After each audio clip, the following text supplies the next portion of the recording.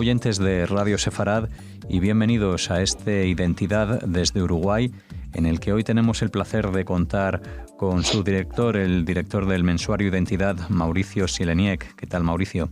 Sí, ¿cómo te va? Un saludo a todos los oyentes.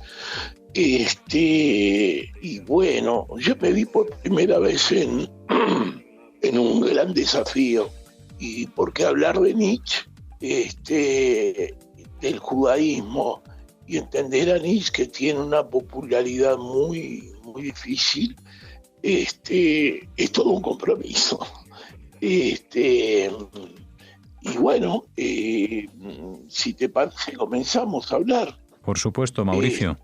Mira, lo primero que me pregunté después de leer un libro, Genealogía de la Moral, es si Nietzsche no era antisemita. Lo cual tiene una frase, unos conceptos que me dejó terriblemente afectado, ¿no? Pero después seguí leyendo y comenté con algún agente de la academia, para nada Nietzsche es antisemita. Y al final vamos a ver cómo habla de los judíos. Nietzsche nace en 1844, muere en 1900, en Alemania nace y muere, y es aquel que dice que Dios ha muerto. Pero no sé si dice que Dios ha muerto o Dios lo matamos.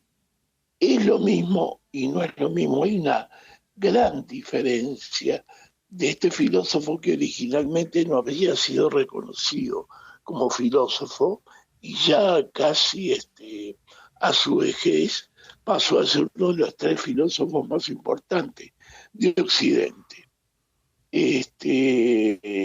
Él comienza con el teatro griego, y el teatro griego tiene naturalmente la situación de lo apolinario y lo dionisíaco. Lo apolinario, para recordarle a los oyentes, es en Grecia lo que se pensaba la razón, lo políticamente correcto, culturalmente correcto. Y lo dionisíaco era el vino, era todo lo instintivo, hacer lo que uno quiere.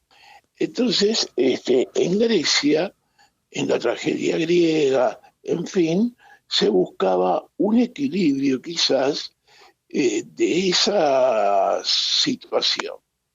Y aquí es donde viene Nietzsche, que dice que Sócrates, o en especial Platón, que es, porque no se sabe lo escrito por Platón, sino son de Sócrates las ideas, fueron los que destruyeron las fuerzas y nuestra naturaleza humana. Y ahí, obviamente,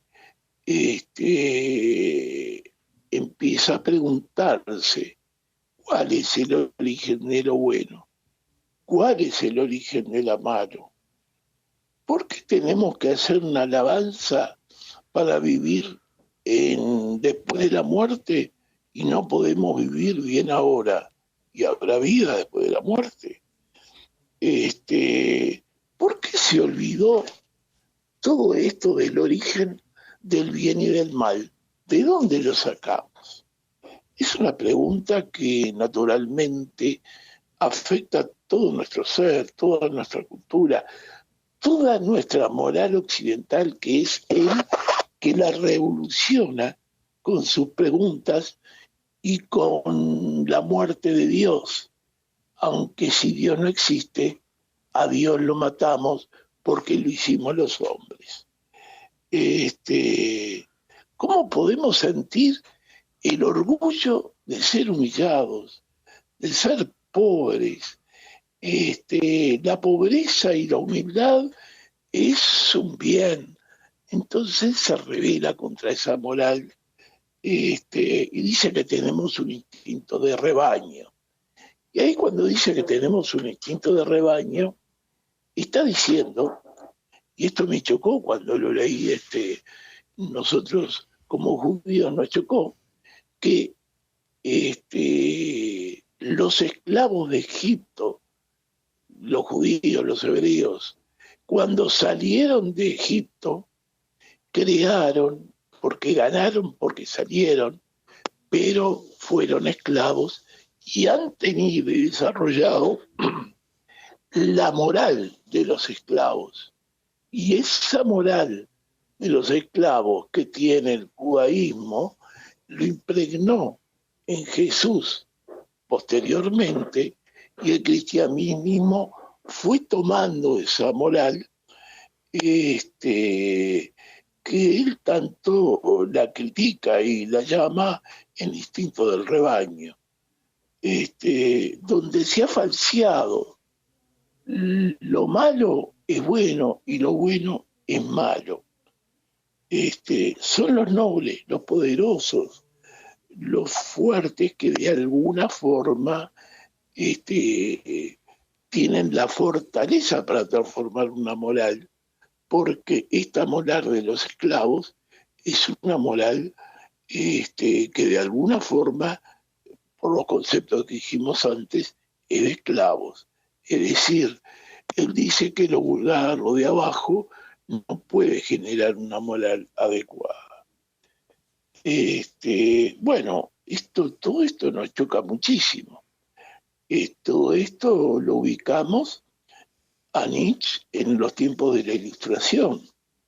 Y con el pueblo judío tenemos que recordar la escala, la Ilustración, que también nos ha, de alguna forma, entrado en las entrañas nuestras mismas, porque todo lo que la historia del mundo occidental ha tenido en términos generales ha sido también en particular el pueblo judío. Y por lo tanto, la Ilustración, ese periodo de grandes cambios del siglo XVIII hasta el XIX, está también impregnada en el judaísmo. Comenzamos a ser, para recordar en el judaísmo, ciudadanos iguales que otros. Comenzamos a tener menos fuerza desde el punto de vista religioso, porque el clero cristiano comienza a desquebrajarse, comienza el Estado-Nación, y por lo tanto todo el mundo deja de tener la influencia religiosa como tenía antes. Es el siglo de las luces, el siglo de la ciencia, el siglo de Newton, como se podría decir. Bueno, por ejemplo, Nietzsche dice una parte, cuando Jesús, que es un seguidor del judaísmo, habla de bienaventuranza, de redentor, está hablando que en este mundo el hombre tiene que esperar de Dios en el futuro de la vida, cuando muere, para ser redimido. Entonces ahí es donde Nietzsche revela y dice que no, que eso no puede ser. Hay dos cosas que Nietzsche habla en Así habló Zaratustra. Zaratustra baja a la plaza de la ciudad, y cuando baja a la plaza de la ciudad, de su aislamiento que tiene, empieza a gritar: Dios ha muerto. Nadie lo mira, nadie dice nada. Y entonces dice: no cabe la menor duda, acá no podemos hablar, nadie escucha. Y hay una metáfora, no sé cómo llamarle, en la libro de Zaratustra, muy lindo. Dice que el hombre comienza siendo camello, después león, después niño. Camello es cuando tenemos todo lo pesado, que el hombre arrastra todo el peso de la decadencia, todo el peso de no poder tener una moral adecuada, de renunciar a lo más natural de sus instintos, pero no habla de instintos de forma salvaje, habla de la forma natural, porque el cristianismo, no nos olvidemos que somos pecadores para el cristiano solo por haber nacido. Entonces, naturalmente dice, el peso ese lo ha tenido el camello, y así, en fin. Después dice, pasamos de camello a león. ¿Y qué es ser león? Es aquel que quiere destruir todo lo que se ha generado con el camello, y en forma salvaje trata de destruirlo. En otro libro dice, hay que golpearlo a martillazos para romper la moral cristiana judía. Eso también me choca muchísimo. Pero vamos a ver después cómo sigue. Y al final habla del superhombre. ¿Qué es el superhombre? Obviamente, nosotros como judíos, después de lo que pasó en la Segunda Guerra Mundial, después de Hitler, cuando se habla del superhombre, obviamente estamos interrogándonos qué significa superhombre. Y en fin, para el superhombre es el niño, el bebé que nace y que tiene que generar una nueva moral que no es la moral que estábamos viviendo en la sociedad. Entonces, con esto quiero decir que el superhombre no tiene nada que ver con el nazismo. Le hago recordar que él muere en el 1900, quiere decir que está muy alejado de todo eso, pero lo que es especialmente firme, que la nueva moral la tiene que formar una nueva generación. Yo me pregunto, ¿acaso cuando salimos de Egipto no nos dijo nuestro propio Yahvé o Dios que no vamos a ir a la tierra de la promesa enseguida? Vamos a durar 40 años en el desierto, porque no se quería que los esclavos de Egipto, con esa moral y esa mentalidad, vayan a tierra libre e independiente a construirla. Es decir, de alguna forma la percepción que tuvo Nietzsche coincide con alguna parte de nuestras escrituras. A la vez, Nietzsche comenta que cuestiona la búsqueda de la verdad. Descartes, por ejemplo, fue uno de sus tiempos que buscaba la verdad. Y Nietzsche dice, no sé por qué buscan la verdad, porque la verdad no existe. La voluntad de buscar la verdad, ¿por qué se va a tener si no existe? ¿Por qué el hombre insiste en eso? Y él ahí está diciendo que es la creación cultural del hombre aquella que de alguna forma puede buscar la verdad. Es una creación del hombre. Quiere decir, y se logra con la voluntad que tiene el hombre de poder buscar eso. Uh-huh.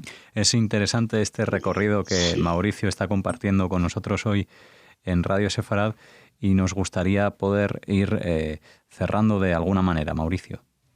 Bueno, él se expresa en forma de metáfora, porque dice que muchas cosas nos limitan. Por ejemplo, el lenguaje, entre muchas cosas que dice, nos limita, porque nos limita a palabras, a letras, a conceptos, cuando la realidad es mucho más compleja. Es mejor hablar en metáforas. Y dice, el judaísmo habla de un tiempo circular o en espiral.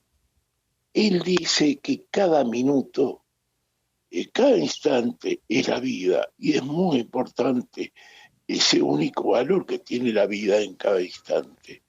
Y entonces va adoptando, a diferencia del cristianismo, que el cristianismo tiene un tiempo lineal, que el cristianismo tiene un tiempo que comienza ahora o comienza con la muerte de Jesús, con su resurrección y después todo lo demás, y eso lo hace históricamente, en fin, para él el tiempo es circular porque el eterno retorno de vivir la vida en forma feliz, dice metafóricamente, hace que el tiempo sea circular, cosa similar a muchos conceptos judíos sobre que el tiempo es circular. No nos olvidemos que el judaísmo viene en una etapa agrícola, el mundo agrícola es un mundo que es circular porque siempre se desarrolla de igual forma. A la vez, toda la semana festejamos Shabbat, volvemos siempre al séptimo día y eso te lo hace también circular. Simplemente para no excederme mucho más, te quería decir que hay partes de Nietzsche que me dejaron asombrado después de pensar que podía ser antisemita. Y entonces una parte de él dice, el pueblo judío fue castigado durante siglos, no tenía poder político, todo el mundo fue contra él, el antisemitismo fue tremendo, sin embargo logró supervivir. Sin poder, pero tiene una fuerza increíble. Y la propia ilustración que estamos viviendo dice, los judíos tuvieron una fuerza importante en ese poder. Entonces dice que el aporte de los judíos, del pueblo judío, puede ser en un futuro un aporte espiritual para los grandes cambios de la moral que seguramente el mundo va a necesitar. Y termino, si te parece, con una frase que dice, esta frase tenemos que saberla que la dice por 1890, cuando no se vislumbraba ninguna guerra. Dice que por la voluntad de poder que tienen los judíos. Y dice, qué bendición es un judío entre los alemanes. Mira cómo termina él, o cómo quiero terminar esto. Qué bendición es un judío entre los alemanes. Él vio que los judíos podían ser el superhombre, no los únicos, pero el hombre nuevo que forje una nueva moral, tanto así como en la esclavitud generaron una moral que ha criticado, ahora él piensa que puede ser esa vanguardia. Es una reflexión enorme que tenemos que hacer y Nietzsche da para 1000 comentarios, ¿verdad? Muy bien, pues con esta frase terminamos Identidad desde Uruguay y agradecemos, por supuesto, a Mauricio Sieleniec que haya compartido con todos los oyentes sus pensamientos y sus reflexiones acerca de las lecturas del filósofo de Nietzsche y esas afirmaciones con las que comenzaba el programa. Hasta la próxima, Mauricio, y gracias por escuchar y atender la llamada de Radio Sefarad. No, gracias a ustedes, a los oyentes de Radio Sefarad, y me despido y yo digo, Nietzsche es interminable.